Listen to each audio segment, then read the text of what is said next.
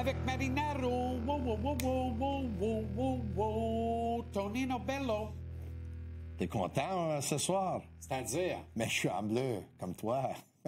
Je suis content. Je suis très content. Parce que je vois que quand je suis habillé en rouge... Je vois rouge. T'es pas aussi content. T'es comme le toréador. OK, un mot sur les Jays, parlant d'être habillé en bleu. Un mot sur les Jays. Premièrement, j'ai 52 ans.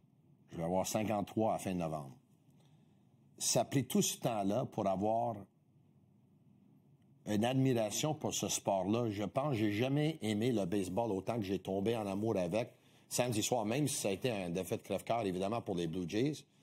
Mais quelle tactique, quelle stratégie, un match qui pouvait aller comme d'un bord comme de l'autre, une question de pouce, tellement d'opportunités. Je viens d'entendre Denis Casavant avec toi, qui a parlé du jeu d'amorti pour aller au troisième, mais les statistiques, moi, j'ai resté jusqu'à 2 heures du matin, me poser la question, si tu restes 3 retraits au bâton, est-ce que tu en gaspilles un? Mais... Non. En juillet, au match 82 d'une saison de 162, of course, 7e match de la Série mondiale, t'as besoin d'égaler la marque. T'as Guerrero qui est agressif, qui voit clair, qui fait pas de niaiserie, il a fait aucune erreur en éliminatoire. Ouais. Il est au 2e avec un double franc. Mais la stratégie dans le baseball est d'avancer le coureur autant que possible. Oui. Et je pense que les pourcentages de marquer un point, c'est un gars au troisième avec un retrait, c'est 76 Je t'ai pas dit que je suis d'accord avec. J'ai resté jusqu'à 2 heures du matin pour poser la question si j'aurais fait ça. Dans ce cas-là, fin de 9e. Oui. Tu peux gagner la game. C'est 4-4. Oui. Les buts sont remplis. Oui. T'as Khalifa qui vient courir en relève à Bichette. Oui, Bichette parce qu'il peut pas courir, oui. Pourquoi t'essayes pas le squeeze?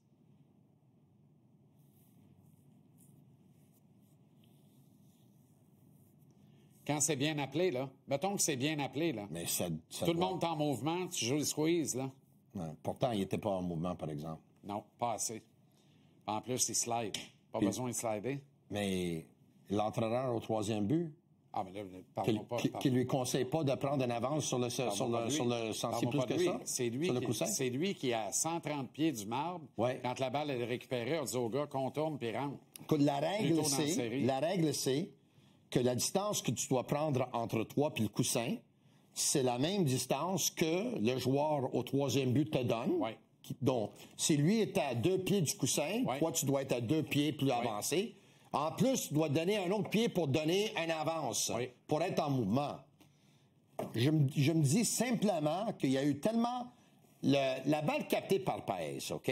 Oui. Moi, j'étais convaincu qu'ils jouaient tellement approchés qu'ils n'arrivaient pas à cette balle-là. Puis quand j'ai vu qu'ils ont tenté pour aller pour la balle, j'ai dit, ils vont se frapper un l'autre. Ça va être extraordinaire. Mais non, il y a la pogne. Reviens au 6e match. C'est ça, de la profondeur. La balle qui est poignée là-dedans, là, qui sort pas. Ben oui. À la fin, on peut dire, c'était pas, comme on dit en anglais, c'était pas meant to be. La zone des prises intermittentes des arbitres de marbre. Oui. Non, il y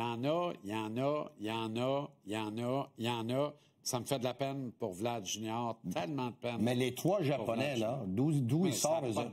Et quand ils ont donné le contrat de 325 millions à Yamamoto, là, il y en a qui ont dit, hey, écoute, le gars, il a jamais lancé un balle dans sa vie. Il savait ce qu'il faisait.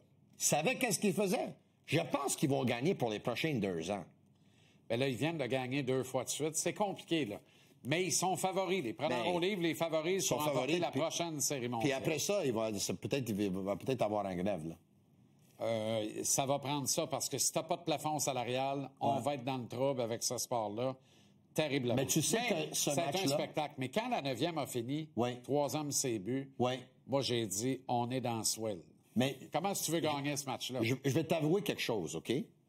Moi, j'aime le baseball, pas plus que ça, OK?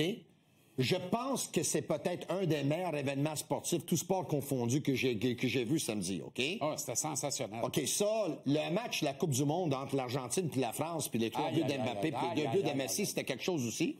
Non, mais je pense que c'est un des 3 meilleurs matchs que j'ai vus de ma vie. Mais tu sais que moi, que j'aimais plus ou moins le baseball avant, pas plus que ça, quand les Expos ont quitté, ça m'a fait de la peine. Tu sais que samedi soir, moi, j'étais dévasté. Je pensais la nostalgie pour les Expos. J'ai dit, on n'a pas cette feeling-là à Montréal. Comment ça se fait qu'on n'a pas d'équipe de balle? Exact. En tout cas. Parce qu'on ne dépenserait pas 250 millions de parce que... comme les Jays, notamment. Ah non, un instant. On les a pas parce qu'on doit aider les hôpitaux et les écoles. Ils ont généré 100 millions de revenus. C'est comme ça que tu aides les écoles puis les hôpitaux. Exactement. Exactement. OK. Je vous prends pied plat en régie. J'aimerais ça qu'on entende le propos de Martin Saint-Louis sur les changements à son effectif après l'entraînement de ce matin. On a entendu ça avec Anto Martineau tantôt. Je veux t'entendre, Tony, parce que Martin effectue un changement. Il amène Brendan Gallagher sur l'unité de Kirby Dach et Zachary Bolduc et relègue Joseph Veleno sur le 4e trio. On écoute ses explications, on réagit ensuite. Je sais que la ligne à Suzy, c'est notre première ligne. T'sais. Puis après ça, mais les 3 autres lignes, je trouve les intentions sont là.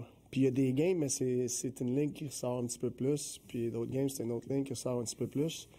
Mais je te dirais, en dessous de la ligne à Suzy, je te dirais, oui, je suis satisfait. Mais, tu sais, on peut-tu aller chercher plus de constance? On peut-tu, avec les 3 autres lignes? C'est sûr qu'on peut.